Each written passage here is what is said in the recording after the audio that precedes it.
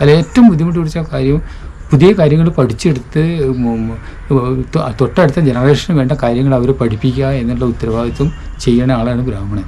അയാൾ ജന്മം കൊണ്ടൊന്നും ഉണ്ടായ ആളല്ല. അയാൾ ആ വിഷയത്തിൽ താല്പര്യം എടുത്ത് പഠിച്ചും മെനക്കെട്ട് അയാളുടെ ജീവിതകാലം മുഴുവൻ അതിന് വേണ്ടി ചിലവാക്കുന്ന ആളാണ്.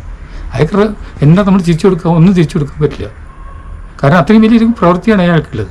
അയാളുടെ ജീവിതത്തിലെ ഇഷ്ടത്തിനനുസരിച്ച് അയാൾക്ക് ജീവിക്കാൻ പറ്റില്ല, പാടില്ല.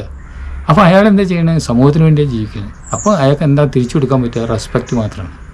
നേരെ മറിച്ച് ക്ഷത്രിയന് അതല്ല സ്ഥിതി. ക്ഷത്രിയൻ എല്ലാ സൗകര്യങ്ങളും ഉണ്ട്, എല്ലാ എന്താ പറയുക രാജകീയമായിട്ടുള്ള അനുഭവങ്ങളൊക്കെ അയാൾക്കുണ്ട്. പക്ഷെ അയാൾ ഇതിനേക്കാൾ പരിതാപകരമാണ്. എപ്പോഴാണ് ഒരു അപകടം വരുന്നത് അപ്പം മരിക്കാൻ അയാൾ തയ്യാറായിരിക്കണം. അയാൾ ആൾക്കാരെ രക്ഷിക്കുന്നതിൽ അയാൾ ജീവൻ കളയാൻ തയ്യാറുണ്ടാവണം. അതാണ് ക്ഷത്രിയൻ്റെ സ്വഭാവം. അപ്പോൾ ക്ഷത്രിയൻ്റെ ഈ എല്ലാ ഭൗതിക സുഖങ്ങളും എപ്പോഴാണ് ഇല്ലാണ്ടാവുക നിശ്ചയമില്ല. അപ്പോൾ അതുകൊണ്ട് അയാൾക്ക് മാക്സിമം കൊടുക്കുക എന്നുള്ള രീതിയിലാണ് നമ്മൾ സമൂഹം ക്രമീകരിച്ചിട്ടുള്ളത്.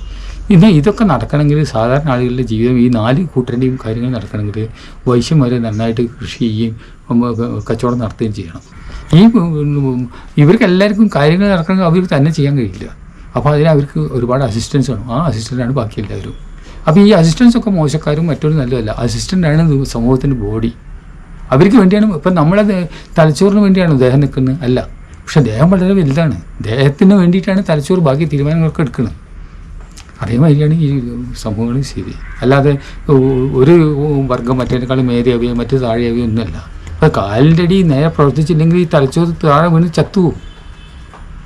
ഇത് കാലിൻ്റെ അടി വളരെ നന്നായിട്ട് പ്രവർത്തിക്കുന്നതുകൊണ്ട് മാത്രമാണ് നമ്മൾ അപകടങ്ങളിൽ നിന്ന് ഓടി രക്ഷപ്പെടുക അല്ലെങ്കിൽ ഒരാളെ പിടിച്ച് കാര്യങ്ങൾ നേരെയൊക്കെ ചെയ്യുന്നത് അല്ലേ. അപ്പോൾ അതുമാതിരി സമൂഹത്തിൽ ഓരോ വ്യക്തിയിലും ഉണ്ടാകുന്ന പെർഫെക്ഷൻ അതിനുള്ള ഒരു പരിശ്രമമാണ് നടക്കുന്നത്. അപ്പോൾ ആ പരിശ്രമം നന്നായിരുന്നാൽ നമ്മുടെ സമൂഹം ഒന്നിച്ച് വലുതാവും.